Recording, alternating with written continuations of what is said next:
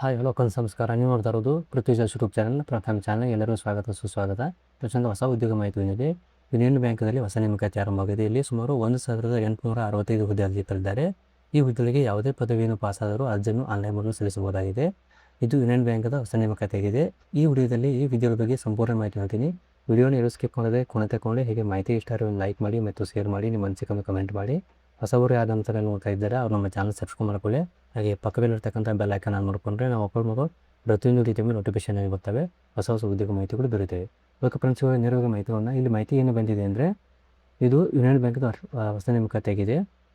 ಇಲ್ಲಿ ಅಪ್ರೆಂಟಿಸ್ ಹುದ್ದೆ ಅರ್ಜಿ ಕರೆದಿದ್ದಾರೆ. ಉದ್ಯೋಗ ಸ್ಥಳ ಭಾರತಾದ್ಯಂತ ಇರ್ತಕ್ಕಂಥ ನೇಮಕಾತಿಯಾಗಿದೆ. ಇದು ಖಾಲಿರುವ ಒಟ್ಟು ಹುದ್ದೆಗಳ ಸಂಖ್ಯೆ 1865 ಹುದ್ದೆಗಳನ್ನು ಆನ್ಲೈನ್ ಮೂಲಕ ಅರ್ಜಿ ಕರೆದಿದ್ದಾರೆ. ಇದರಲ್ಲಿ ಕರ್ನಾಟಕದಲ್ಲಿ ಇರ್ತಕ್ಕಂಥ ಒಟ್ಟು ಹುದ್ದೆಗಳು 131 ಹುದ್ದೆ ಖಾಲಿವೆ. ಈ ಹುದ್ದೆಗೆ ಶೈಕ್ಷಣಿಕ ಅರ್ಹತೆ ಮತ್ತು ಅಭ್ಯರ್ಥಿಗಳು ಯಾವುದೇ ಮಾನ್ಯತೆ ಪಡೆದ ಮಂಡಳಿತ ಸಂಸ್ಥೆಯಿಂದ ಯಾವುದೇ ಪದವಿಯನ್ನು ಪಾಸಾದರೂ ಅರ್ಜಿಯನ್ನು ಸಲ್ಲಿಸಬಹುದಾಗಿದೆ.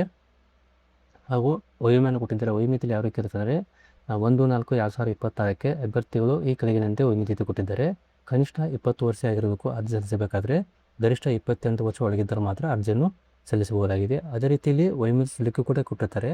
ಅದು ಕಾಸ್ಟೇಜ್ ಕೊಟ್ಟಿರ್ತಾರೆ. ಹೇಗಿದೆ ಅಂದರೆ, OBC ಅವರಿಗೆ 3 ವರ್ಷ ಸಲ್ಲಿಕೆ ಇರುತ್ತದೆ.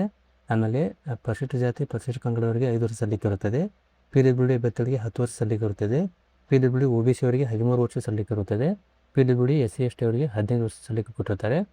ಇನ್ನು ಆಯ್ಕೆ ವಿಧಾನ ಯಾವ ರೀತಿ ಇರುತ್ತದೆ ಅಂದರೆ, ಆನ್ಲೈನ್ ಮೂಲಕ ಪರೀಕ್ಷೆ ಇರ್ತವೆ. ಆಮೇಲೆ ದಾಖಲೆಗಳ ಪರಿಶೀಲನೆ ಮೂಲಕ 2 ಸ್ಟೆಪ್ ಮೂಲಕ ಆಯ್ಕೆ ವಿಧಾನ ಆಗಿರುತ್ತದೆ.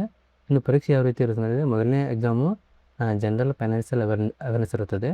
20 ಕ್ವಶನ್ಸು 20 ಮಾರ್ಕ್ಸ್ ಇರ್ತವೆ. ಅದೇ ರೀತಿ ಜನರಲ್ ಇಂಗ್ಲೀಷ್ನಲ್ಲಿ 20 ಕ್ವಶನ್ಸು 20 ಮಾರ್ಕ್ಸ್ ಇರ್ತವೆ. ಕ್ವಾಂಟಿಟಿವ್ ರೀಸನಿಂಗ್ ಅಪ್ಟಿಟ್ಯೂಡ್ಸಲ್ಲಿ 20 ಕ್ವಶನ್ಸು 20 ಮಾರ್ಕ್ಸ್ ಇರ್ತವೆ.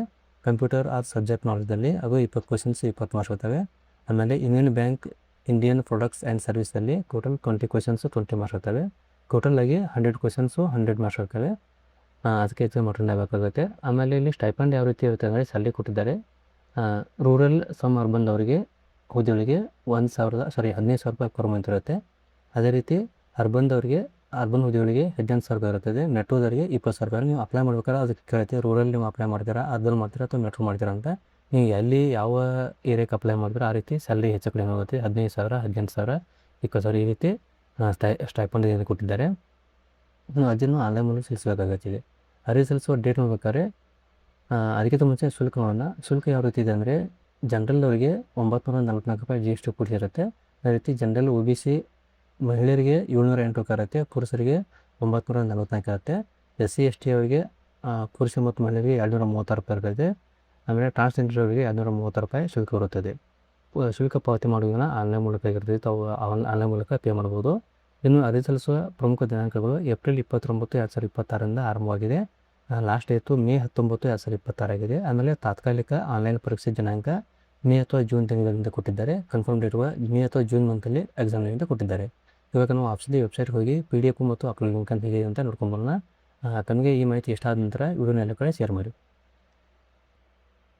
ಓಕೆ ಫ್ರೆಂಡ್ಸ್, ನೋಡಿ ಇದು ಅಪ್ಲೈ ಮಾಡೋ ಲಿಂಕ್ ಆಗಿದೆ. ಇದು ಮೇನ್ ವೆಬ್ಸೈಟ್ ಆಗಿದೆ. ಇಲ್ಲಿಂದ ಅರ್ಜಿ ಸಲ್ಲಿಸಬೇಕಾಗುತ್ತೆ. ಇದು ಆಮೇಲೆ ನೋಡೋಣ. ಇದವರು PDF ಕೊಟ್ಟಿದ್ದಾರೆ. PDF ಏನು ಮಾಹಿತಿ ಬಂದಿದೆ ಅಂದರೆ, ಇದು ಸುಮಾರು 37 ಪೇಜ್ PDF ಇದೆ. ಇಲ್ಲಿ ಯೂನಿಯನ್ ಬ್ಯಾಂಕ್ ಅಂತ ಕೊಟ್ಟಿದ್ದಾರೆ. Human resource vertical man power planning and recruitment division ಅಂತ ಕೊಟ್ಟಿದ್ದಾರೆ. ಸೆಂಟ್ರಲ್ ಆಫೀಸ್ ಮುಂಬೈ ಅಂತ ಕೊಟ್ಟಿದ್ದಾರೆ. ಇಲ್ಲಿ ಎಂಗೇಜ್ಮೆಂಟ್ ಆ್ಯಂಡ್ ಅಪ್ರೆಂಟಿಸ್ ಅಂತ ಕೊಟ್ಟಿದ್ದಾರೆ. Apprentice of the online application 29 April 2026 19 May 2026 ಇರುತ್ತದೆ. ಇದು ಅಫಿಷಿಯಲ್ ವೆಬ್ಸೈಟ್ ಆಗಿದೆ. ಇಲ್ಲಿ ಆಗಲೇ ರೀತಿ ಡೇಟ್ ಕೊಟ್ಟಿದ್ದಾರೆ. ಸ್ಟಾರ್ಟಿಂಗ್ ಡೇಟು, ಕ್ಲೋಸಿಂಗ್ ಡೇಟು ಮತ್ತು ಎಕ್ಸಾಮ್ ಡೇಟು ಕೊಟ್ಟಿದ್ದಾರೆ. ಲಿಂಕ್ ಚೆಕ್ ಮಾಡಿ. ಇಲ್ಲಿ ಕೆಳಗಡೆ ಲಿಂಕ್ ಕೊಟ್ಟಿದ್ದಾರೆ. ಈ ಲಿಂಕ್ ಮೂಲಕ ತಾವು ನೇರವಾಗಿ ಅರ್ಜಿಯನ್ನು ಸಲ್ಲಿಸಬಹುದಾಗಿದೆ. ಇಲ್ಲಿ ಕೆಳಗಡೆ ಬಂದರೆ details of training seats categories ಕೊಟ್ಟಿದ್ದಾರೆ. ಇಲ್ಲಿ ಕೆಟಗರೀಸ್ ಸೀಟ್ ಕೊಟ್ಟಿದ್ದಾರೆ. ಎಷ್ಟೆಷ್ಟು ಪೋಸ್ಟ್ ಖಾಲಿವೆ, ಅವು ಯಾವ್ಯಾವ ಕೆಟಗರಿ ಖಾಲಿ ಕೊಟ್ಟಿದ್ದಾರೆ. ನೀವು ಅದು ಅಪ್ಲೈ ಮಾಡಬೇಕಾದ್ರೆ ನಿಮ್ಮದು ಯಾವ ಕೆಟಗರಿ ಬರುತ್ತೆ ನೋಡ್ಕೊಂಡು ಅರ್ಜಿಯನ್ನು ಸಲ್ಲಿಸಬೇಕಾಗುತ್ತೆ. ಇವಾಗ ನಾವು ಕೆಟಗರಿ ಹೇಳ್ತೀನಿ ಯಾವ ಇದೆ ಅಂತ ನಿಮಗೆ. ನೋಡಿ, ಸ್ಟೇಟ್ ಕೊಟ್ಟಿದ್ದಾರೆ. ಇಲ್ಲಿ ಜನರಲ್ಲು, SC ST OBC ಆಮೇಲೆ EWS ಈ ಟೋಟಲ್ ಕೊಟ್ಟಿದ್ದಾರೆ. HI ಮತ್ತು OC VI ID ಅಂತ ಕೊಟ್ಟಿದ್ದಾರೆ. ಟೋಟಲ್ ವೇಕೆನ್ಸಿ ಕೊಟ್ಟಿದ್ದಾರೆ. ಇಲ್ಲಿ ಅಂಡಮಾನ್ ನಿಕೋಬಾರು, ಆಂಧ್ರ ಪ್ರದೇಶ್, ಆಸಾಮ್, ಬಿಹಾರ್, ಚಂಡೀಗಢ, ಛತ್ತೀಸ್ಗಢ ಕೊಟ್ಟಿದ್ದಾರೆ. ಇಲ್ಲಿ ಮತ್ತು ಸ್ಟೇಟ್ ಕೊಟ್ಟಿದ್ದಾರೆ. ಇದನ್ನು ನಾವು ಕರ್ನಾಟಕ ಅಷ್ಟು ನೋಡೋಣ. ಇವಾಗ ಇಲ್ಲಿ ನೋಡಿ, ಕರ್ನಾಟಕ ಅಂತ ಕೊಟ್ಟಿದ್ದಾರೆ. ಇಲ್ಲಿ ಕರ್ನಾಟಕದಲ್ಲಿ ಟೋಟಲ್ ಆಗಿ 131 ಪೋಸ್ಟ್ ಖಾಲಿವೆ. ಇದರಲ್ಲಿ ಜನರಲ್ 54 ಇವೆ, SC 20, ST 9, OBC 35, EWS 13. ಆಮೇಲೆ ಇವು ಈ ಕಡೆ 6 ಪೋಸ್ಟ್ ಖಾಲಿವೆ. ಟೋಟಲಾಗಿ 130 ಪೋಸ್ಟ್ ಖಾಲಿ ಅಂತ ಕೊಟ್ಟಿದ್ದಾರೆ. ಇಲ್ಲಿ ಕರ್ನಾಟಕದಲ್ಲಿ. ಇಲ್ಲಿ ಕೆಲವು ಇನ್ಸ್ಟ್ರಕ್ಷನ್ ಕೊಟ್ಟಿದ್ದಾರೆ ಅಪ್ಲೈ ಮಾಡುವಾಗ ಓದ್ಕೊಳ್ಳೋದು ಕರೆಕ್ಟಾಗಿ ಏನೇನಂತ ತುಂಬ ಪಾಯಿಂಟ್ಸ್ ಕೊಟ್ಟಿದ್ದಾರೆ. ಇಲ್ಲಿ ಎಲಿಜಿಬಿಲಿಟಿ ಕೊಟ್ಟಿದ್ದಾರೆ, ಇದಕ್ಕೆ ಅಪ್ಲೈ ಮಾಡೋಕ್ಕಾರೆ ಎಲಿಜಿಬಿಲಿಟಿ ಕೊಟ್ಟಿದ್ದಾರೆ. ಇಂಡಿಯನ್ ಆಗಿರೋ ಸಿಟಿಜನ್ ಆಫ್ ಇಂಡಿಯನ್ ಆಗಿರ್ಬೇಕಂತ ಅವು ಇಲ್ಲಿ ಕೆಲವೊಂದು ಇನ್ನೂ ಮಾಹಿತಿ ಕೊಟ್ಟಿದ್ದಾರೆ. ಇಲ್ಲಿ ನೋಡಿ ಏಜ್ ಕೊಟ್ಟಿದ್ದಾರೆ, ಏಜ್ ಎಷ್ಟಿದೆ ಅಂತೆ. ಮಿನಿಮಮ್ ಏಜ್ 25 ಎಷ್ಟು ಕೊಟ್ಟಿದ್ದಾರೆ, 20ರಿಂದ 28 ವರ್ಷ ಆಗಿರಬೇಕು. ಅದು 1 ಏಪ್ರಿಲ್ 2026 ಅಂತ ಕೊಟ್ಟಿದ್ದಾರೆ. ಆ ರೀತಿ ಏಜ್ ಇರಬೇಕು, ಅವ್ರು ಅಪ್ಲೈ ಮಾಡ್ಬೋದು. ಇಲ್ಲಿ ಆಗಲೇ ಹೇಳಿದ ರೀತಿ ಏಜ್ ರಿಲೇಷನ್ ಅಂದರೆ ವಯೋಮಿತಿ ಸಲ್ಲಿಕೆ ಕೂಡ ಕೊಟ್ಟಿದ್ದಾರೆ. ಕಾಸ್ಟೇಜ್ ಇದು ನಿಮಗೆ ಯಾವ ಕೆರಿಯರ್ ನೋಡ್ಕೊಂಡು ಅಪ್ಲೈ ಮಾಡ್ಬೋದು. ಇಲ್ಲಿ ರಿಸರ್ವೇಷನ್ ಪಾಲ್ದೆ ಕೊಟ್ಟಿದ್ದಾರೆ. ಪರ್ಸನ್ಸ್ ವಿತ್ ಬೆಂಚ್ ಮಾರ್ಕ್, ಇದು ಬೆಂಚ್ ಮಾರ್ಕ್ ಇದು ಹ್ಯಾಂಡಿಕ್ಯಾಪ್ಟ್ ಇದ್ದರು ಬರುತ್ತೆ. ಇಲ್ಲಿ ಎಕನಾಮಿಕ್ ಇದ್ದವರಿಗೆ. ಆಮೇಲೆ ಎಜುಕೇಷನ್ ಕ್ವಾಲಿಫಿಕೇಷನ್ ಕೊಟ್ಟಿದ್ದಾರೆ ನೋಡಿ. ಗ್ರ್ಯಾಜುಯೇಟಿ ಡಿಗ್ರಿ ಇನ್ ಏನೇ ಡಿಸಿಪ್ಲಿನ್ ಇದೆ, ಯಾವುದೇ ಪದವಿ ಪಾಸರು ಅಪ್ಲೈ ಮಾಡ್ಬೋದು. ಇಲ್ಲಿ ಕಾಲೇಜ್ ಯೂನಿವರ್ಸಿಟಿ ಬೋರ್ಡ್ ಅಂತ ಕೊಟ್ಟಿದ್ದಾರೆ. ಬಿಫೋರು 1/4/2026 ಅಂತೆ ಕ್ಯಾಂಡಿಡೇಟ್ ಡಿಕ್ಲೇರ್ ಅಂತ ಕೊಟ್ಟಿದ್ದಾರೆ. Must procedure mark sheet and provision marks ಅಂತ ಪ್ರೀವಿಯಸ್ದು ಮತ್ತು ಪ್ರೆಸೆಂಟ್ ಮಾರ್ಕ್ಸ್ ಕೊಡಬೇಕಂತ ಕೊಟ್ಟಿದ್ದಾರೆ ಡಿಗ್ರಿದು. ಆಮೇಲೆ ಇಲ್ಲಿ ಮಾರ್ಕ್ ಶೀಟ್ ಕೂಡ ಕೊಟ್ಟಿದ್ದಾರೆ. ಶುಡ್ ನಾಟ್ ಬಿ 1/4/2022 ಕೊಟ್ಟಿದ್ದಾರೆ. ಹಾಗೆ ಇಲ್ಲಿ ಸೆಲೆಕ್ಷನ್ ಪ್ರೊಸೀಜರ್ ಕೊಟ್ಟಿದ್ದಾರೆ. ಆಗಲೇ ಹೇಳಿದ ರೀತಿ ಸೆಲೆಕ್ಷನ್ ಯಾವ ರೀತಿ ಕೊಟ್ಟಿದ್ದಾರೆ. ಮೊದಲನೇದಾಗಿ ಆನ್ಲೈನ್ ಟೆಸ್ಟ್ ಇರುತ್ತೆ, ಎಕ್ಸಾಮ್ ಇರುತ್ತೆ. ಅದರಲ್ಲಿ general financial awareness, general English, quantitative reasoning aptitude, computer and subject knowledge, Indian bank, Indian product and service ಅಂತ ಕೊಟ್ಟಿದ್ದಾರೆ. ಟೋಟಲ್ ಕೊಟ್ಟಿದ್ದಾರೆ 20 ಕ್ವಶನ್ಸ್, 20 ಮಾರ್ಕ್ಸ್ ಐತಿ, ಎಲ್ಲ ಬರ್ತವೆ ಅಂತ ಕೊಟ್ಟಿದ್ದಾರೆ. ಆಮೇಲೆ syllabus only car test, union bank India ಅಂತ ಕೊಟ್ಟಿದ್ದಾರೆ. ಪ್ರಾಡಕ್ಟ್ ಸರ್ವಿಸ್ ಅಂತ ಇಲ್ಲಿ ಇದನ್ನು ಓದ್ಕೋಬೋದು ಹೆಚ್ಚಿನ ಮೇರೆಯಾಗಿ. ಇಲ್ಲಿ ಕೆಳಗಡೆ ಅವರು ಲಿಂಕ್ ಕೊಟ್ಟಿದ್ದಾರೆ, ಪ್ರಾಡಕ್ಟ್ ಸರ್ವಿಸ್ ಯಾವ ರೀತಿ ಅಂತ. ಇಲ್ಲಿ ಲಿಂಕ್ ಕ್ಲಿಕ್ ಮಾಡಿದಾಗ ಅದು PDF ಅವ್ರದ್ದು ಮಾಹಿತಿ ಓಪನ್ ಆಗುತ್ತೆ, ಅದನ್ನು ತಾವು ಚೆಕ್ ನೋಡ್ಕೋಬೋದು. ಆಮೇಲೆ ಇಲ್ಲಿ ನೋಡಿ ಪ್ರಿಪೇರ್ ಲ್ಯಾಂಗ್ವೇಜ್ ಲೋಕಲ್ ಅಂತ ಕೊಟ್ಟಿದ್ದಾರೆ. ಇಲ್ಲಿ ಕರ್ನಾಟಕದ್ದು ಕನ್ನಡ ಆಗಿರುತ್ತದೆ. ಇದು ಎಕ್ಸಾಮ್ದಲ್ಲ, ಸ್ಟೇಟು ಕೊಟ್ಟಿದ್ದಾರೆ. ಒಂದ್ಸರಿ ಓದೋಣ. The candidate applying for vacancy particular state should the proficient reading, writing, speak ಅಂದರೆ ಮಾತನಾಡಲು ಓದಲು ಬರೀ ಬರ್ತಕ್ಕಂಥ ಅಭ್ಯರ್ಥಿಗಳು ಅವರಿಗೆ ಯಾವುದೋ ಸ್ಟೇಟಲ್ಲಿ ಕಂಫರ್ಟೇಬಲ್ ಲ್ಯಾಂಗ್ವೇಜ್ ಬರುತ್ತೋ ಅಲ್ಲಿ ಅಪ್ಲೈ ಮಾಡಬೇಕಾಗುತ್ತೆ. ನಿಮಗೆ ಒಂದಕ್ಕಿಂತ ಹೆಚ್ಚಿಗೆ ಭಾಷೆ ಬಂದರೂ ನೀವು ಬೇರೆ ಸ್ಟೇಟ್ಗೆ ಅಪ್ಲೈ ಮಾಡ್ಬೋದು.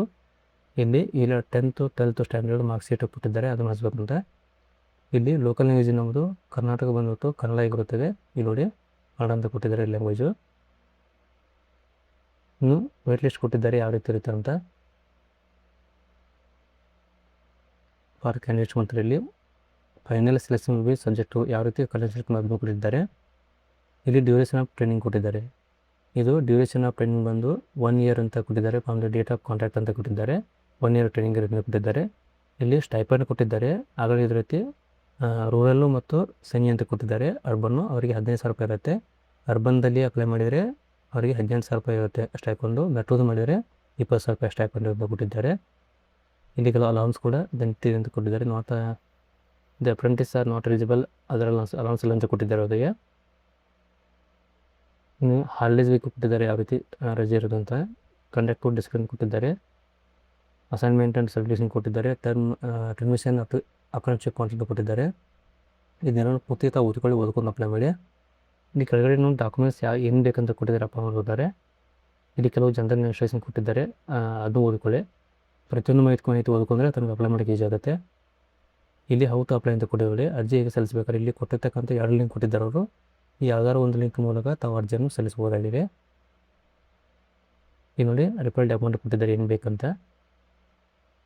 ಆಲ್ ಅಪ್ಲಿಕೇಶನ್ಸ್ ರಿಕ್ವೈರ್ಡ್ ಕ್ಲಿಕ್, ಇಲ್ಲಿ ಕ್ಲಿಕ್ ಮಾಡಿದಾಗ ಓಪನ್ ಆಗುತ್ತೆ. ಇಲ್ಲಿ ಸ್ಟೆಪ್ ಕೊಟ್ಟಿದ್ದಾರೆ, ಯಾವ ರೀತಿ ಸ್ಟೆಪ್ ಇರಬೇಕು ಅಂತ.